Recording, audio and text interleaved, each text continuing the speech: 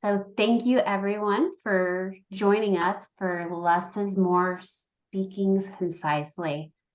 Joining us to share this session is Monica B. Rose, a distinguished Toastmaster of Rowlett, Texas. She is a retired mechanical engineer during her career.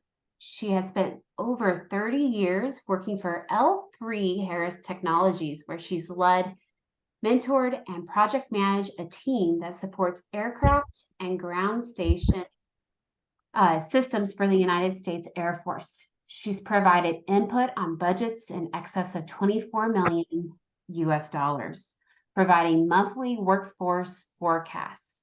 She's earned her Bachelor's of Science degree in Mechanical Engineering Technology from Southern University and Agricultural and Mechanical College. She's an advanced certified paralegal and holds a certification in conflict resolution from Cornell University. In 2020, Monica was recognized with the National Society of Black Engineers STEM Award for her impact in her community. Currently, she serves as the board member for the Women of Visionary Influence. She's been a Toastmaster since 2016 to her home club, Awesome Articulators in Greenville, Texas. She's held a number of high-profile leadership positions within Toastmaster and has attained the Distinguished Toastmaster designation, the highest level of education achievement in the organizations. She states, those who fully embrace all that the Toastmaster program has to offer will truly have a life-changing experience. And lastly, she's currently a member of our Toastmasters International Board of Directors. Monica is a working ambassador for the organization. She works with the board to develop, support, and modify policies and procedures that guide Toastmasters International in fulfilling its mission. So at this time, please welcome with me, Miss Monica Rose, Distinguished Toastmaster. Less is more. Thank you, Sarah. Thank you, Sarah. And thank you all for being here today. Actual story. Monica, do you have a few minutes to talk? Sure. And the name is changed to protect the innocent, so we'll call her Susie. Yes, Susie, I'd be happy to chat with you. Monica, hey, Susie, how are you? I knew you were going to call. Hey, this is Susie talking now. Oh, Monica, I have to get this conference ready. I have to get this job done, but I have no direction. And I want to talk. I have not gotten any direction from Bob. Bob is hard to answer. Bob is hard to respond. I can't get any. Wait, Susie. Calm down. What's going on? This was an actual occurrence. Susie had a lot to tell me. She overwhelmed me with her conversation, and that was just the glimpse of what I experienced that day. And I think that call went for almost 2 hours. It ended with us whittling down to what actually were her top 3 concerns. We have an action step in place, and I was able to effectively listen to try. I had to go into some mode to make sure that I could help Susie with her challenge that day. Susie gave me a lot.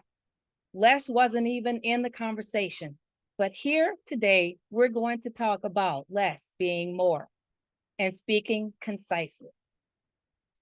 In our session today, we'll talk about how do we communicate. Now, we've heard from Eric, we've heard from Elaine, we've heard from Julius, but today we're going to look at how we can connect all of the speeches that we've heard today and really hone it in to some things on verbal communication, nonverbal communication, and speaking concisely. We'll talk a little bit about making some actions together in this interactive session. So if your camera is off, I'd love for you to turn it on. And I can only see about 6 windows, but I would ask Sarah, if you would support me as well, to look at audience reactions. And I want you to, at the time you hear enter your responses into the chat. I'm going to open my chat as well. But we want to really talk about what's going on. How can we get down to being as concise as possible? Will it get down to 4 or 5 words? Maybe not, but we'll go through some aspects of the discussion today and how we can communicate more effectively and understanding these two components of verbal and nonverbal communication. Our objective today is to talk about these topics as well, breaking down with some statistics on verbal and nonverbal communication, go through those exercises we talked about. I won't give you the answers to the questions right now. I want to grab your attention. So in that first category, wow, 7% of what we speak is only heard, as that's the oral communication. And then you jump to a whopping 38% that is by tone and voice, that's nonverbal communication.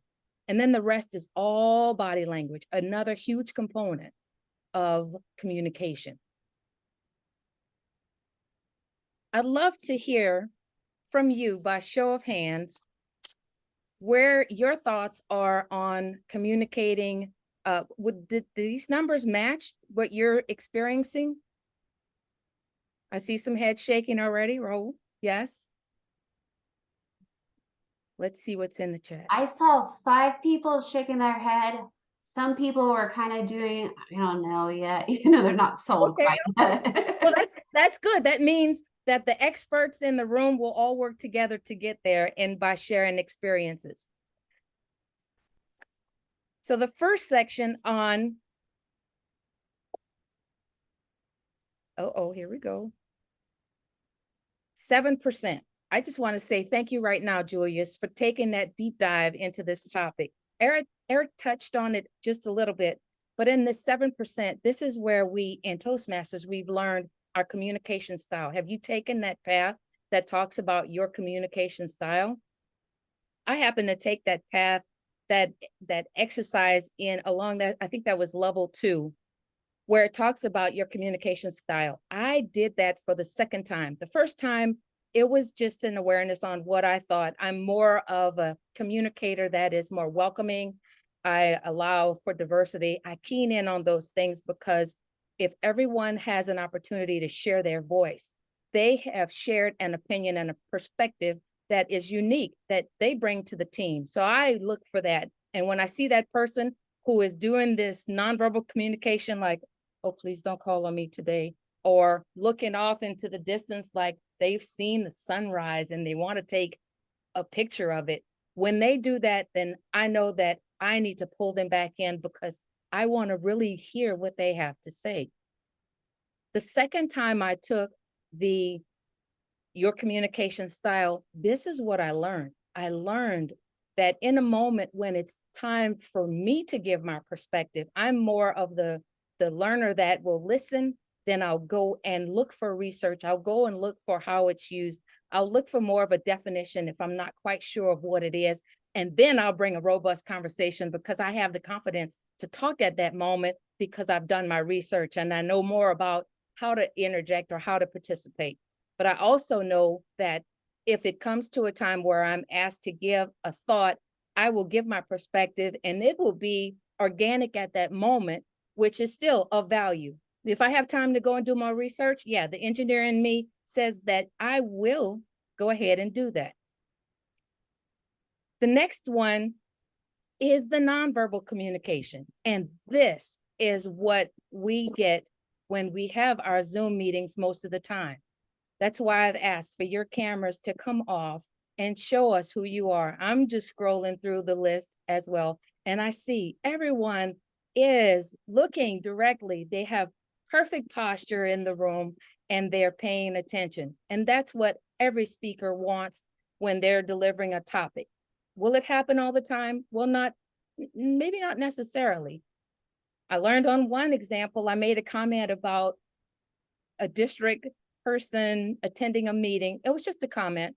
And I shared that with someone else. And I learned to not make that assumption right away because I learned this person lived with their elderly parent and they are the caretaker. And at moments, it's not the best opportunity for them to show their camera. So let's all give a little grace, because there's circumstances that might not allow the person to participate as we as speakers would love for them to participate in. And you might be a district leader saying, why doesn't area director X turn their camera on ever? Find out if that's a question in your mind. But look at those different things on nonverbal communication that can come out. Anyone, any image on this screen surprise you? The inquisitive, the intuitive. What are some body language experiences that you've encountered that you don't see on this screen? One is body language. What is another nonverbal communication that we can talk about today or that you've experienced? If you have some thoughts, put it in the chat, or come take your mic, open your mic, and just let's chat. Well, I've seen people yawn. Okay. Sometimes yawning, I heard, is a lack of oxygen, or maybe they could be tired. Monica. Eye rolling. Okay. That's an interesting. Sharon, did you have something else to add? No, Okay, eye rolling. Now this one, if you're a leader, I have an example to share on this one. In a sorority that I'm a member of, the leader was at the head table. Let's call her the district director of the sorority. So the district director gets asked a question. The question is something that they may not even want to deal with. But when you're in that leadership role, you are on stage. You're always on stage. So eye rolling from that person was, to me, a point where, as a leader, we want to show up and we want to be present, and we want to know, regardless of what anyone says, that we have to maintain that composure, that it's not a poker face, it's a solid face that says, I'm the leader, and I should answer that in a way that's inviting for someone to make a comment or give some information. What is a finance question? Facial expressions sometimes are gestures. Yeah, I was asking the question she didn't want to answer. Was it a finance question? Oh. Okay, Speaking Karen. of, Okay, I'll come back to you, Karen. Yes, John? oh, I was saying facial expressions like a smile. A smile can, if you say something and you're smiling, they can take it in a lighthearted way, as opposed to taking you as being dead serious and get the total opposite impression of what you're saying. Yes, John, that's a very good point, because that's one of the tactics or one of the skills learned in conflict resolution. When you do something that is inviting, such as a smile or a compliment in advance of asking that hard question, it diffuses that experience for both parties. It makes it easier for someone to say, yes, I made a mistake, because the leader came back and said, thank you, Karen. You did a great job in the business meeting today. You didn't ask the international director to talk about finance, although she might have been able to do that. Regardless, it made the conversation a lot lighter. Very good point. I see another item in the chat. Oh, blank look. Blank look to me means that I need to ask more questions. Like the young man on the second row, he's looking up at the top of the ceiling. He might be thinking. In this experience, I can share that I had a call, and this was even before the pandemic. One district always conducted their deck meetings via conference call. This was before Zoom, so we didn't have the benefit of looking at the leaders and having that face-to-face interaction. One of the tools that we definitely missed by being on Zoom, having that contact and from that face-to-face or physical contact. So I talked about DCP for the clubs. This was an area director. And when we got to this section on, do you know your club's health? And the guy said, well, yeah, my club has all their officers trained. And I said something about understanding the DCP. And the question that I asked, in that question, I got crickets in the room. So to me, that was a blank look that I had to assume. And I took the question, I internalized it. Shouldn't I bring it up? They should know DCP. They should know how to read the dashboard. But I just paused for a moment and I said, let me just err on the side of caution and just explain the DCP. I am so glad that I did. What it did for that leader, he honed in on his home club that was part of that DCP report and noticed that they did not complete all 7 officers. They actually had only had credit for only 3 officers. And he got really animated in the meeting. Oh my gosh, we did have that. And luckily in that meeting, the district director was on the call. So he had an opportunity right there to problem solve. Had I not taken that extra step and read that body language, that sign of that eye rolling up to the ceiling, we would have missed a point here. And we laughed about it afterwards, but he was in a moment of panic. Checking your phone. Yes, that is one that says you're not engaged.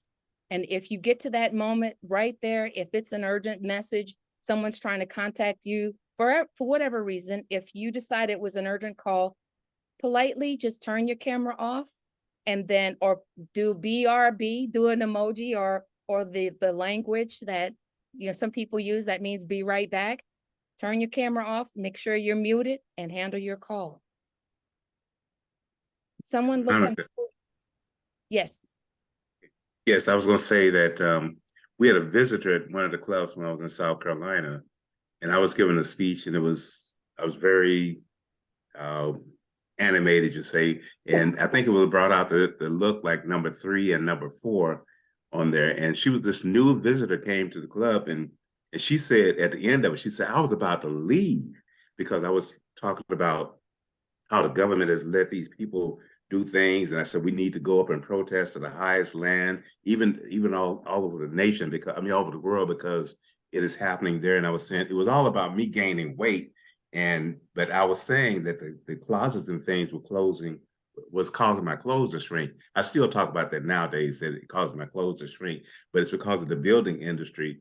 But she said at the end, I was about to walk out of there because I thought, wow, these people are too radical for me, or whatever. So I guess we have to be careful of our audience. But she came in at that point that I was getting really, really animated on it and boasting about, join me. How many of you going to join me? Let's go do this thing, you know. And then I started talking about it and finally saying, I'm the one, it's my fault. I need to lose the weight and stuff and stop eating so much is the reason things in it. But I guess we need to be careful when we do it or how we do it. Absolutely. Absolutely. Good point. Well, glad you had an opportunity to explain. So that was one good thing from it. One other thing going through, Karen said multitasking. Yes, multitasking can be on an instance where I've seen people do this. I've heard someone that was multitasking and they apologized because they were taking notes and something else happened while, you know, they were in the process of their meeting and they were able to share, my apologies, I'm multitasking, or, you know, whatever it is, that's just a moment to let the speaker know, just acknowledge that something else is going on. And, you know, if you have to turn your camera off, that's one thing. But if it's something that could be distracting, then you want to do that. I was in a contest last week where in my home district of District 50 in Dallas, Texas, the contest officials allowed all cameras to be on while participants were taking place, while the contest was going on. And I just happened to notice that in one of the videos, one of the participants had their dog come in. I know we have our dogs and cats and children that sometimes come and visit us, but this one was moving around and she was doing a lot of things. And I thought from a contestant's perspective, that might have been something that I might have challenged. So you just never know what is going to happen and how the person will be impacted by their nonverbal communication.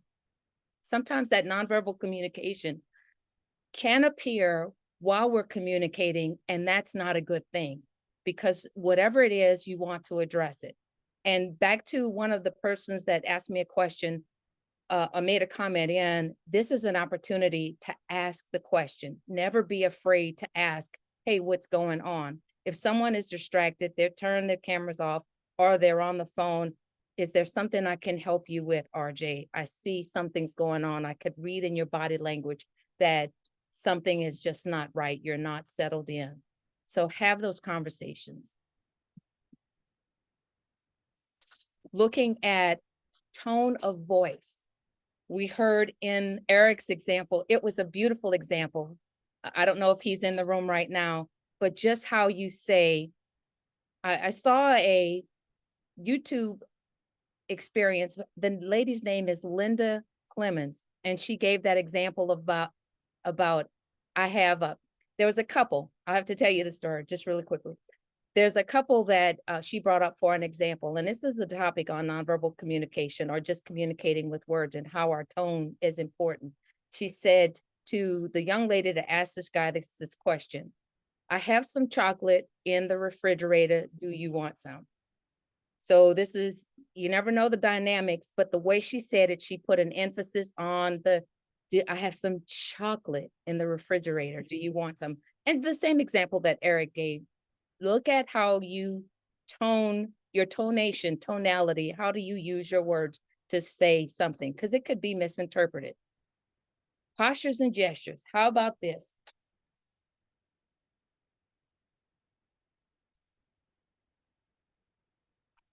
That one's a tough one.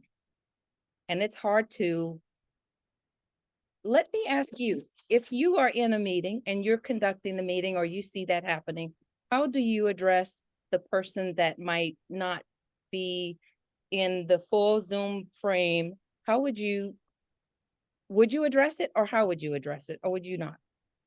I'll open the floor. Rhonda I would has her address hand. it. Oh, I would address it. I would say, Howard, I see that you've leaned back in your chair. Is there something that I missed? Did I say something that you didn't agree with? Do you have any input on this conversation that we're having? I'd call him out on it. If he's got an opinion, I'm more than willing to listen to it, and that'll give me a chance to reflect. Whereas in my opinion, if I just ignore him, then he figures that I don't care. As a speaker, that I don't care. So I would definitely address it. Thank you, Rhonda. Asking a question or asking them to participate is one good way to share their thoughts. Meg, did you have something? Or who was that spoke? Sharon, go ahead. I would never confront someone on their body language because we don't really know why people are in the position they're in or exuding a certain posture. We can guess based on studies, but for example, I have a neurological condition that makes it very difficult for me to hold my head on straight. So I have to prop myself up like this. And it's not that I'm not engaged or whatever, but I'm trying to hold my head straight. So using my own personal experience and health, I make a rule not to confront people about their body language. All right. Thank you for that opposite view, Sharon, because you're absolutely right. You never know what's going on. And I see a couple of items or a couple of people that have made comments in the chat. So one person says, in person, I might move to the side of the room. In Toastmasters, when I served as a region advisor, that was one thing they encouraged us to do. If you see someone maybe looking at their email while they should be in district leader training, to just gently go stand by their side, and they know that you're there, and you could see the people just abruptly moving to change and make sure that they are paying attention at that moment. So thank you for that point. You never know what is going on with someone. But to Rhonda's point, just the opposite, it's just a touch. I can see maybe asking the question of someone just to participate in the conversation. Please share one thought that you have on that, and that might encourage someone to sit up. But if they can't, we know as a member of the team, it might be noticed, but it might not be noticed that the person might have some additional needs. So I could see both points, just to be gentle and considerate as you're doing it. I've got a hand up. The first one, I think it was, I It need was help. art. It Art, was go ahead. art. I was just going to kind of second what you just said, Monica. We don't want to raise barriers, so it's more. Julie, I see you're slumped. You know, don't say, Julie, I see you're slumped over there. Say, Julie, what do you think about this?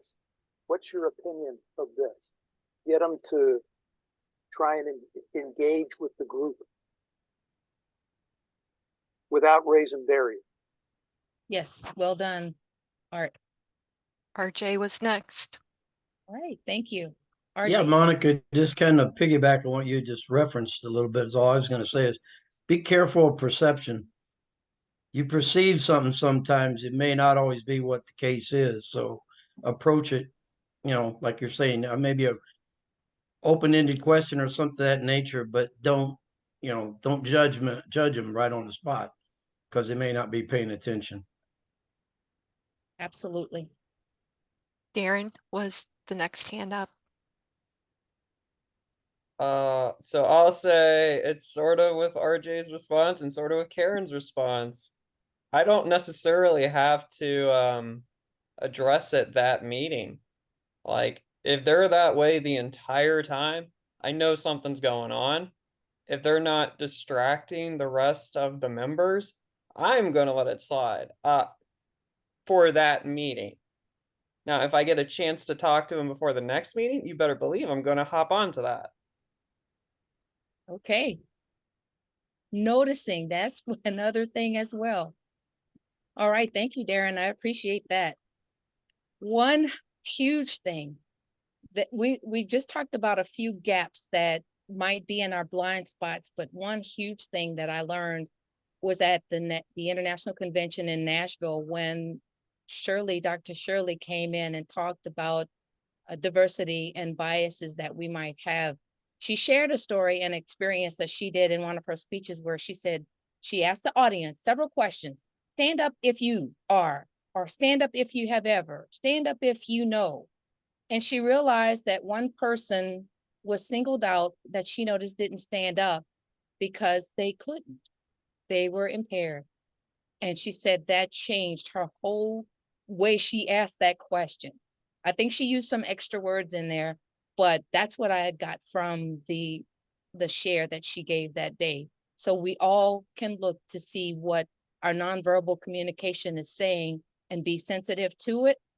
But clearly, if you have someone that is on their phone, if it's an emergency, they should, it's not the same as call 911, but it respectfully, just share a message. District director, I've got an emergency, I have to go. And especially if they are a part of the meeting, it just says that you're communicating well, you do have a problem. And, just use that as an example. We got a couple of minutes to maybe touch on one more of your comments here. I enjoyed giving the pathway speech on dealing with difficult audiences a few weeks ago. It involved some of the members and it was fun. As a person with frequent backache issues, I would not appreciate being called out about my posture. So thank you, Elizabeth. I think we covered that. And Meg, definitely our communication. We'll touch a little bit on conflict resolution later on in the discussion today. My words are running together. All right. So speaking concisely, how can we do that in a better way? Let's go back to Susie's example. We talked a little bit about the communication and how we can speak all together right now, and the things we can learn in the Toastmasters program, but the nonverbal communication is one thing, but how do we wrap it around and do it in a way that we can speak concisely? Now in Toastmasters, we learn to talk about the 3 points, how to hone all of your ideas together and get your point across in a clear and concise way. Getting down to those 3 things, one good practice that I've learned is more of a brainstorming or a brain dump. If you've got something to talk about with someone, get it all on a piece of paper, write it out. I remember having a conversation with my husband. I'm going to be completely transparent here. I wanted to talk about 4 or 5 different things, but I thought, will he be receptive to that? Will he pay attention to me? Will he be like Susie? Or will he be like Monica trying to help Susie? You know, you never know. If you write it all down, then you can see what's really important and get down to those 3 things. So looking at planning what you want to say, write it out and sound it out. Does it sound good?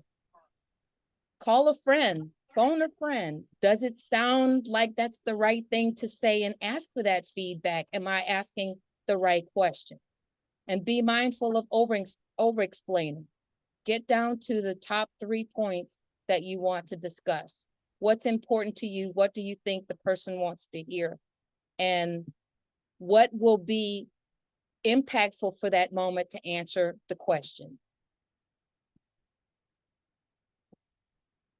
The last one is record yourself speaking. We have an opportunity to use Udly.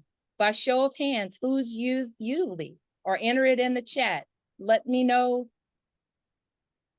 how you've used it, or let's take one response offline, open up your mic and tell me, how did that work for you? Did you like it? Was it effective? Did you learn some things about yourself? Do you tend to say too many times? I've changed my ahs to so's, so that's my challenge word.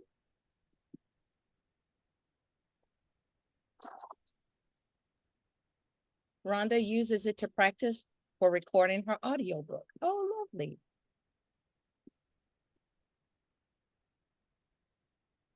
Thank you, Sarah. Sarah used it. Oh, no, and it didn't work. Yeah, I even talked to the creators about it. We were trying to figure it out, and I couldn't figure it out what I was doing wrong, and they couldn't figure it out. So I found in Microsoft Teams, there's something called Speech Coach that you can turn on, and it counts all your filler words, how fast you're talking. It can record you, and I really like it. That's what I've been using, because that's the tool I use all the time in my business. So every meeting I schedule, I have my speech coach on. All right. Well, maybe we can talk offline so I can figure out where we are, because I have yet to use Udly. So I know this is something that might be helpful. All right, I sound a lot worse than I normally hear. Okay, Greg, tell us about that. Was it you didn't expect it gave you some opportunity to refine your talking points?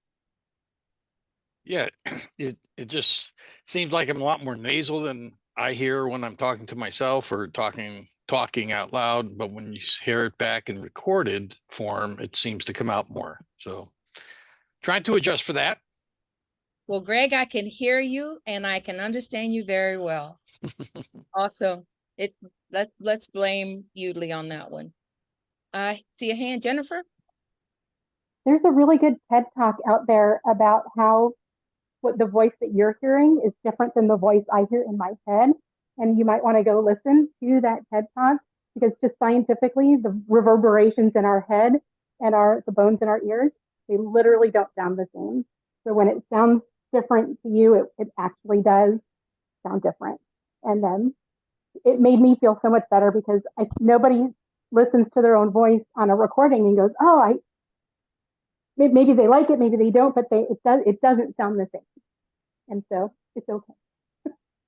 All right, thank you for that, Jennifer. Now I put my comment in the chat, so I'm going to save my chat. So that's my key to go ahead and listen to that. Thank you so much.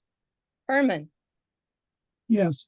What about using visual aids to reduce what you say? Yes, and that's what my presentation today is. If I could take a sidestep, well, in Elaine's presentation, Elaine had very few. She talked more from a personal side.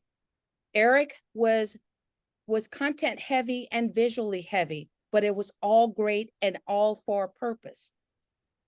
Julius gave us very good content. He gave us a lot of context so we could read for ourselves, and some information, he didn't read all of it together. So the balance here, though, is I'm pretty lean on my slides and we're filling in the points as we discuss this. So to me, from an engineer mindset, this is why my presentation is why it is. So the visual aid is very lean and being, very concise to the point of bullet points so we can talk about it. But to your point, I love that you brought that up. As an engineer, we talk mechanical mindset, electrical mindset, we talk the architectural and the project engineering mindset. So we've got 3 baskets of apples and they're all not gala. So if we're talking apples, the way we learn to talk together is when you get to the period at the end of the sentence, we ask sometimes, does everyone understand? Are we clear on what our objectives are?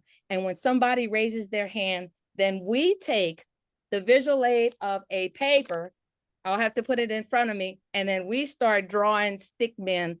Basically, that's our way of saying we're communicating on paper. And if we have to draw diagrams to get to that understanding, that's the visual aid that we use. So you're absolutely right. If there's a visual aid that will help relay a concept, that's a great thing to use. If there is a story or a movie, Daniel Rex is very good about taking stories and videos to explain a concept. I just happened to be in the audience one day and he talked about the Martians and what districts sometimes do to get to the end of the year. It was very compelling because he had the visual aid, he had the words, he had the audio, he had the humor on just things that you never would expect. But that's another way to share a message. So whatever it takes between 2 people, that's the goal, is to find a way to communicate that everybody understands what's going on, what the points are, and how to get to solutions, if that's what the goal is, if that's what the intent of the conversation is. The last point on speaking concisely for clarity, one thing I got a recommendation for years ago is to use a program called Grammarly. And I'll put that in the chat. Grammarly.com. You can write your entire speeches out and you upload that file and it will tell you your word choice could be better, or your paragraph is wordy. I've had that a few times. And it is a beautiful thing to make sure that you have the correct word usage, grammar, punctuation. It even does punctuation. So it's a super cool app to use, not app or program. And then the last thing on being concise, how could we benefit from being concise? Before we go into that, I'd love to ask for anyone who is brave, if you could share an opportunity or an experience where you used let's go back to the previous slide, where you use some of the same skills on planning it out, being mindful, and then we saw the Udly or the recording of your speeches. Any brave soul to step up and talk on that?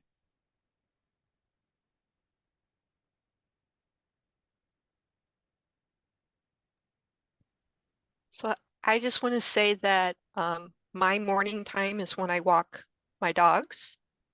And so if I have an important meeting come up, or if I have a situation that's bothering me, that is a wonderful time while I'm out walking to think about the situation and think about what I would like to say.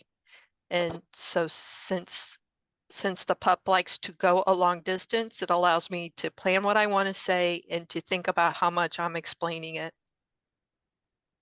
Thank you, Karen. Very good point. And that might be what some others might call, that's what I might call a cooling off period. This would give me a time to address a particular concern and to take maybe, you may have heard count to 10 or take another day, take a breather, because in communicating, cool heads prevail. That's why I thought that from the conversations when Sarah asked me to talk about nonverbal communications, less is more. When you think less is more, I thought in my head that no, I want more because the person in me says I want context. I want the full story. But when we leave enough for conversation to happen, that's when less is more. We say the little points that we want to accomplish in that conversation and then go ahead and allow the conversation to happen. So in conflict resolution, first of all, yes, we will work efficiently because we're talking in a brief moment of little problems, not trying to tackle the whole mountain at one time. But when we talk about conflict resolution, when you invite someone into a conversation, and maybe it's not even a conflict, because you'll find that as soon as you bring the point up and you decide, okay, hey, let's talk about it, and you find that it's just a different way, a different perspective. I heard it differently. And once you have that dialogue, then you can say, oh, piece of cake. I was worrying for nothing. Sharon. It's also important to know what your type is when it comes to resolving conflict. I mean, are you a clam or turtle-like that draws into a shell? Or are you a skunk that sprays everybody, or an alligator that wants to bite their head off? Absolutely. That's when you pick the right time. You ask the question, hey, is this a right time to discuss this? And if Rhonda says no, today is not the right time, can we talk tomorrow? That means that gives that person enough time to be able to have that conversation. But you're absolutely right. There's a lot of connection between emotional intelligence and problem solving or conflict resolution, because you have to be ready to have that conversation. You can't come in and be angry. You want to leave that personal bias outside of the conversation and talk just the facts. Just the facts, Jack. RJ. Yeah, I just had to throw in there, right along with what you're saying again, speak less, listen more. One of the things that Toastmaster taught me, because I'm a real high D driven type personality, and my wife even tells me now I'm a better listener than I used to be, because I take the time to listen more. But also, one of the things I was taught as as early on as I can remember, before you say something, think about what you're going to say, because once you say it, you can never take it back. Right. Absolutely. Can't take it back. So, and that's so important that I've seen in teamwork in every aspect, teamwork from the club officer role, teamwork as an area director, all of the trio roles, all of the district roles, even beyond that. Once you get beyond the fact that, hey, if you're the only person in the room, the only person that has to answer to the question, then you are fine to do what you need to do at that moment. You can make the best decision that you have at that time with research. But once you add one more person to the equation, that's a teamwork experience. And regardless of if you worked with a leader before, you have to go through the whole process all over again of communicating and finding out how you communicate. And when a difference of understanding appears, then you will definitely go through that same process of understanding how you deal with conflict. So that is a true indication of teamwork, working together, regardless of what different personalities you bring into the team, because we are all here for the same purpose, to grow as individuals, to be better communicators and leaders. So we have those practices and examples and paths and experiences to go through so that we can learn about each other and how to work together, and do that in a way that you've built those relationships. So now let's take on the goals that we have to make, and minimizing those extreme nonverbal gestures. So what are our takeaways? What did you hear something that inspired you to do something different today, or to be more considerate of some things you want to do differently? If you're thinking, share it in the chat. That's another way to be accountable, to have a little bit more accountability. And RJ won't mind if you send him some thoughts on communicating or whatever it is.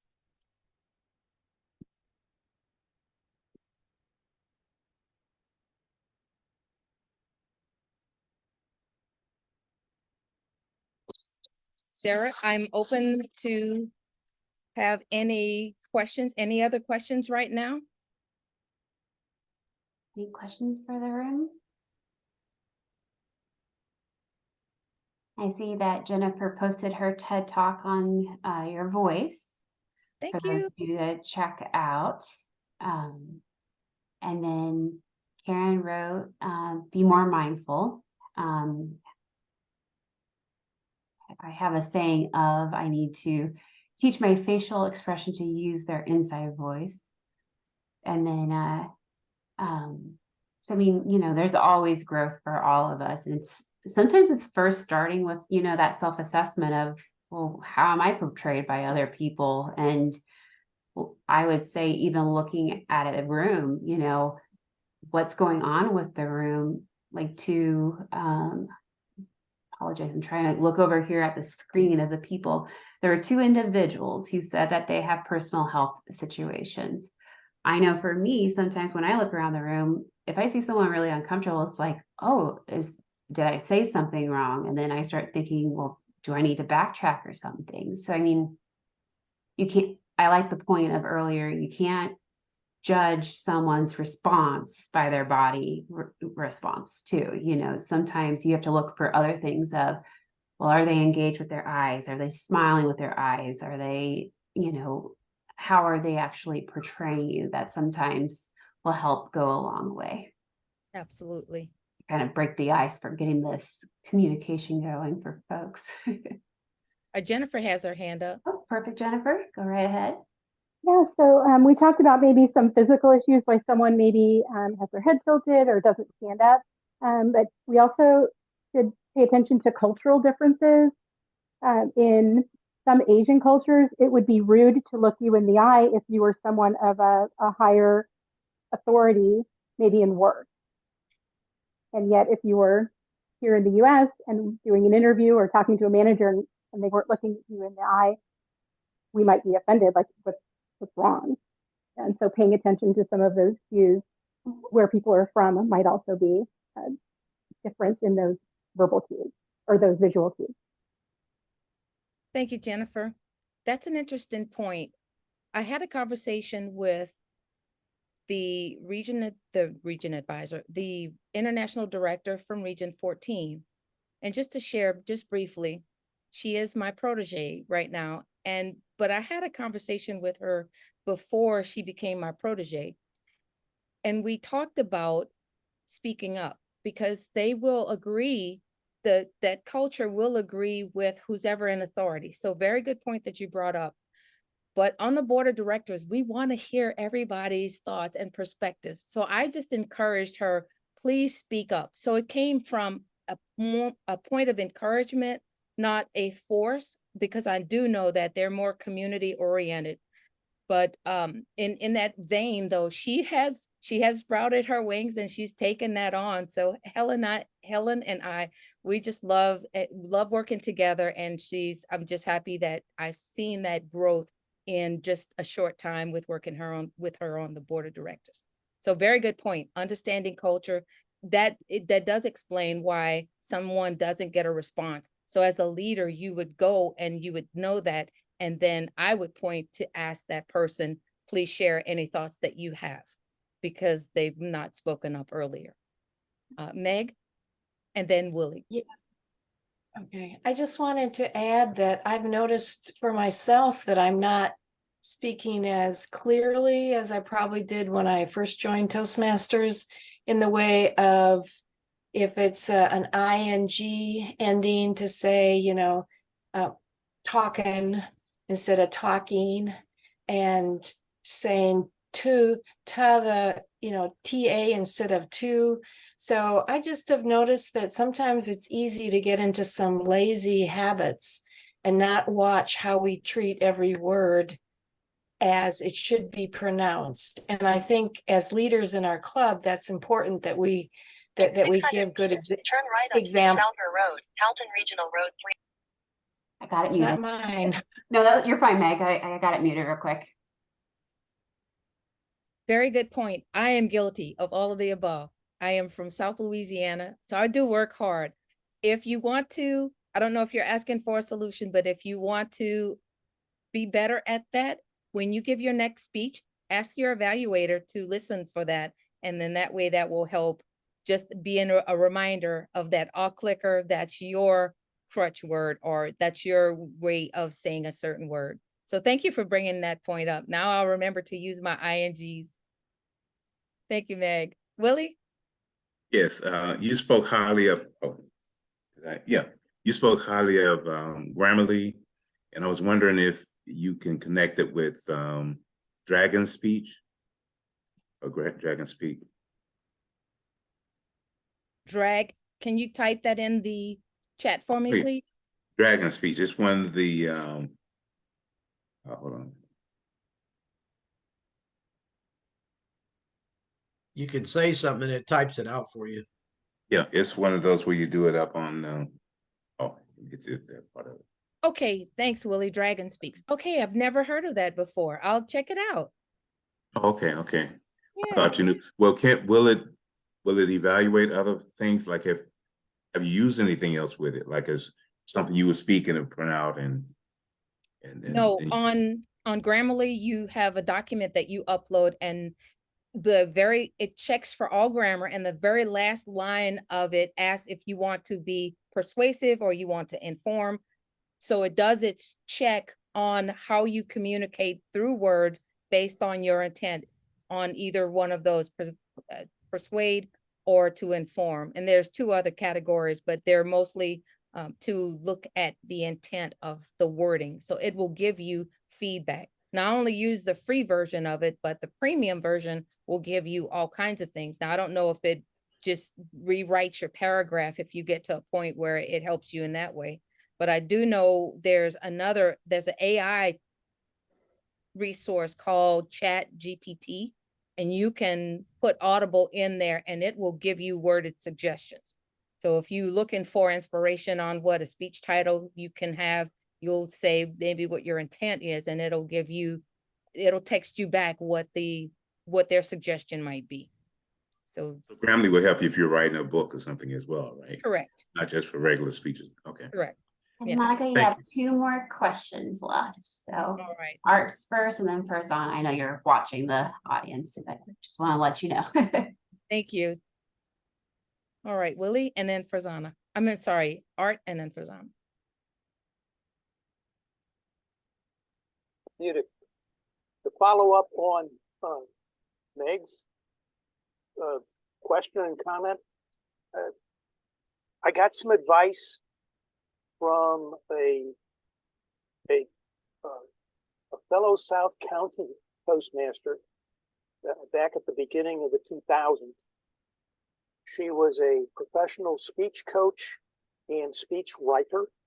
She was also back-to-back international district speech contest winner and the only district aider to make it out of regional. Her name was Kelly Standing. Her advice is you cut out a paragraph from a magazine or newspaper, mount it, and then every day you read it very slowly, pronouncing each syllable.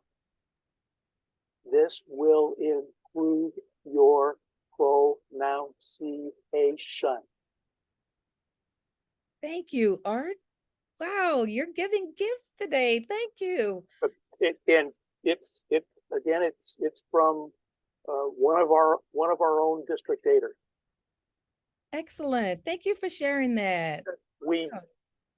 We have a lot of second language folks joining my home club, and I've been handing that one out pretty heavily. I'm adding that in the chat for me to remember. Excellent. Thank you. And Farzana. Great presentation, Monica. Thank you for doing that. I want to add a couple of things when we are talking about cues and body languages and watching for it. We should be very aware of it as a club together, as a whole, and as individual members in the club of our own unconscious biases, and how we give the feedback to people and how we make them feel by our body language.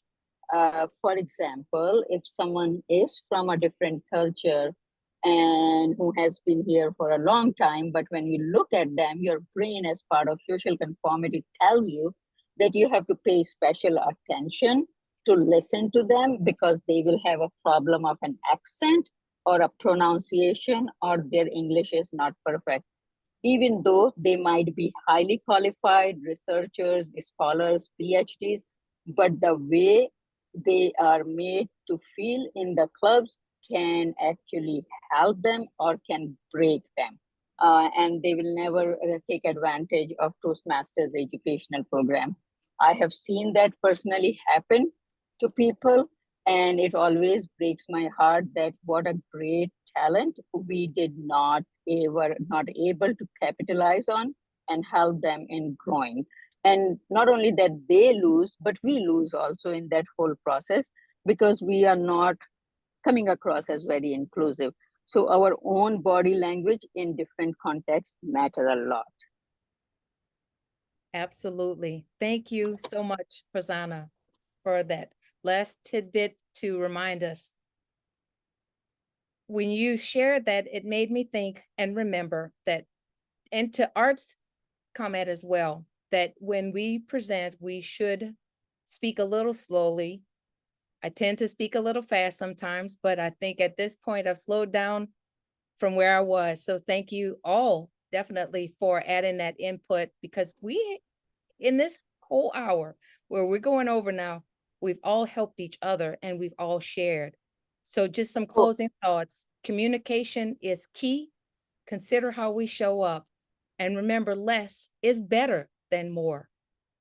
Have those 3 points, share concisely, and effectively. It has been my pleasure to present today. Thank you so much, Monica. We greatly appreciate it. Round of applause for Monica, everyone. I know you can't hear everyone's, but I will be the noise for everyone. But Monica, thank you so much for doing this session with us. I know that the people in the room and the people watching greatly appreciates it, and the tools that were shared. So thank you for giving your time, and we greatly appreciate the presentation. Thank you so much.